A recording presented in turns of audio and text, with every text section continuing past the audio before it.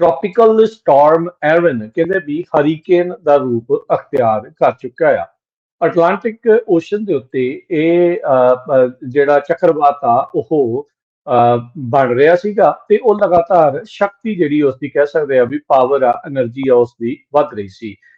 ਇਸ ਸਾਲ ਦਾ ਇਹ ਪਹਿਲਾ ਅਟਲਾਂਟਿਕ ਓਸ਼ਨ ਤੋਂ ਆ ਰਿਹਾ ਜਿਹੜਾ ਹਰੀਕੇਨ ਦੱਸਿਆ ਜਾਂਦਾ ਆ। ਸੋ ਕਹਿੰਦੇ ਵੀ ਫੋਰਕਾਸਟ ਦੇ ਵਿੱਚ ਇਹ ਪਤਾ ਲੱਗ ਰਿਹਾ ਵੀ ਜਿਹੜਾ ਹਰੀਕੇਨ ਐਰਨ ਆ, ਸ਼ੁਕਰ ਹੈ ਪ੍ਰਮਾਤਮਾ ਦਾ ਵੀ ਅਮਰੀਕਾ ਨੂੰ ਉਸਦੇ ਉੱਤੇ ਲੈਂਡਫਾਲ ਸ਼ਾਇਦ ਨਹੀਂ ਹੋਊਗਾ ਤੇ ਜਿਹਦੇ ਕਰਕੇ ਲੋਕਾਂ ਦਾ ਇੱਥੇ ਜਿਹੜਾ ਉਹ ਬਚਾਅ ਹੋ ਸਕਦਾ ਆ।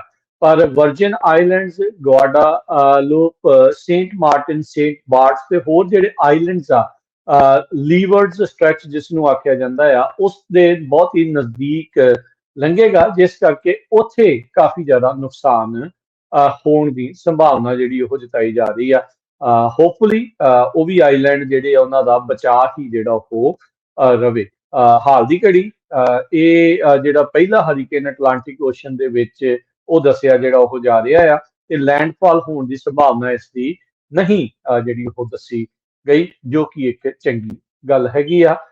ਪਰ ਫਿਰ ਵੀ ਲੋਕਾਂ ਨੂੰ ਅਹਤਿਆਤੀ ਤੌਰ ਦੇ ਉੱਤੇ ਅਲਰਟ ਰਹਿਣ ਦੀ ਜਿਹੜੀ ਗੱਲ ਆ ਉਹ ਦੱਸੀ ਜਾ ਰਹੀ ਹੈ।